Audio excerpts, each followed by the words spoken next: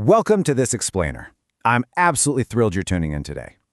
We are going on a really fascinating journey that starts deep down in the microscopic biology of the soil beneath our feet and scales all the way up to a massive, interconnected planetary network. We're going to unpack the mechanics of how small, seemingly isolated elements can combine to literally reshape the world. To get there, here's our roadmap for today. We'll start with the engine of fertility, move into finding the others, explore guilds and learning hubs, look at weaving regional networks, and finally, bring it all together into a movement of movements. Section 1. The engine of fertility. Okay, let's dive right into this. It's a bit of a strange question, right?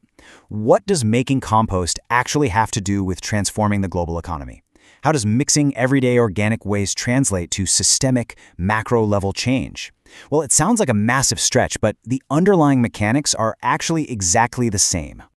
You know, in the world of permaculture, there's this great saying, compost is the engine of fertility.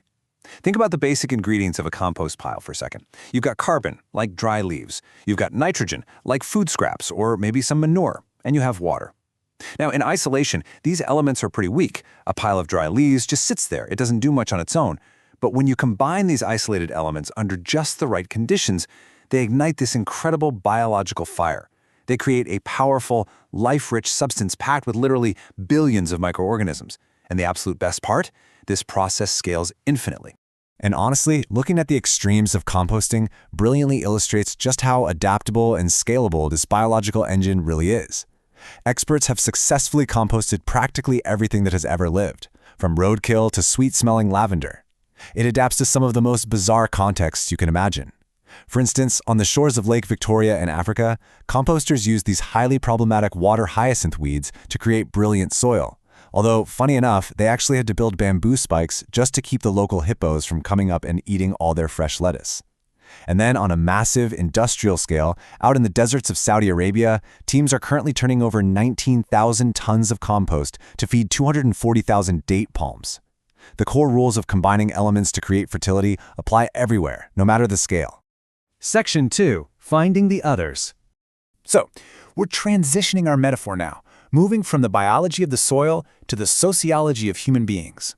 And the absolute crucial takeaway here is that none of what we need to do can be done alone.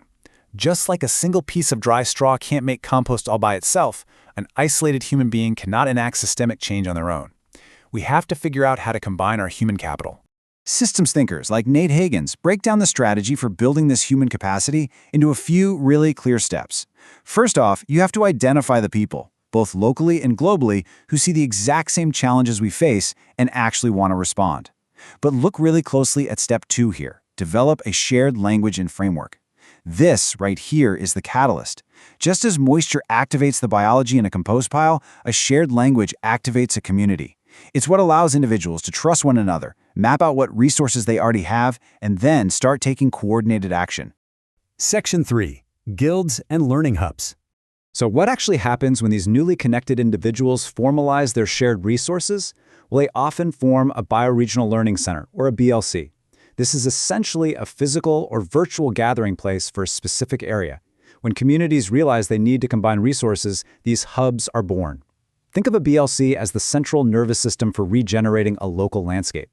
It's an alliance where people gather, synthesize knowledge about their specific local ecology and culture, and then actively teach it to others.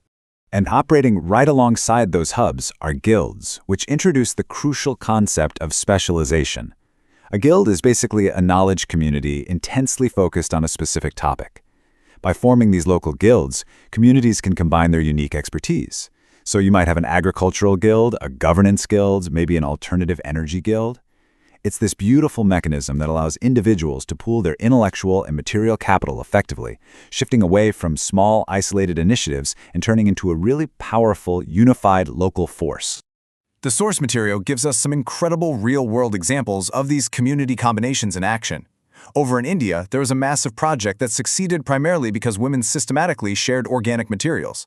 They cooperated to build perfect compost, which they then transported together in traditional brass working bowls. In more Western contexts, we see this exact same principle through mutual aid agreements and tool libraries, where neighbors will literally share high-cost items, like a tractor or a commercial kitchen, to keep their wealth local. Or take Sonoma County, California. An organizing team there took a completely blighted empty lot and built a museum for the future right out of a shipping container. They created an immediate, physical hub for the community to come together and design the future of their local watershed. Section 4. Weaving regional networks. Now here is the real challenge. How do these small, relatively isolated local hubs, these local guilds and tool libraries, how do they actually survive the massive pressures of the broader global economy? To answer that, we have to zoom out again. To survive, they weave themselves together into resilient regional tapestries. And they do this through 3 core collaborative functions. First is discovery, going out and finding what's actually working on the local edges. Second is weaving, intentionally connecting these unlikely local projects together so they can cross-pollinate and share what they've learned. And third is replication, applying financial and social capital to scale those proven working solutions across the entire region. And make no mistake, this is happening right now at a staggering scale. The Bioregional Weaving Labs in Europe is an alliance of over 30 organizations that are aiming to mobilize 1 million changemakers to regenerate 1 million hectares of land by 2030. Globally, the biofeed community is using digital platforms like Hilo to physically map out and connect hundreds of organizers.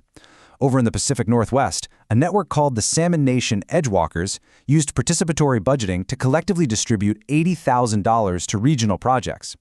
They are actively and successfully combining their resources across vast distances. Section 5. A movement of movements. When you start connecting all these regional tapestries internationally, you reach a systemic transition, often known as the localization movement. To fully grasp what this movement is responding to, it helps to look at this core comparison. Ecologist William Rees outlines that the dominant global framework, the neoliberal economic model, is fundamentally based on the assumption of infinite growth, treating the economy as something that is completely separate and independent from the natural environment. In contrast to that, the sources highlight the bioregional model. This model structurally views the human economy as a fully dependent subsystem that is deeply embedded within a finite ecosphere, and therefore strictly bound by natural ecological limits. So what does this movement of movements actually look like on the ground? It looks exactly like these pillars of localization. By building local food systems and neighborhood credit unions, communities ensure their energy and their wealth stays circulating locally rather than being extracted by outside forces. By saving the commons, like local land and water access, they protect vital resources from global privatization. And by implementing direct democracy, neighbors get a real, tangible vote on the rules that dictate their daily lives. These are the highly practical, boots-on-the-ground steps of economic renewal.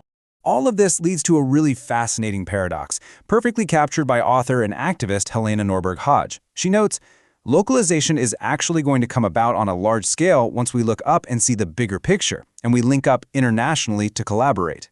Localization is absolutely not about isolation. It is a deeply interconnected global collaboration. It's small, local guilds learning from and supporting other guilds that might be on the complete opposite side of the planet. Which brings us right back to you. We've scaled all the way from the microscopic biology of soil up to a massive planetary network. But it all starts with combining isolated elements. So, I leave you with this.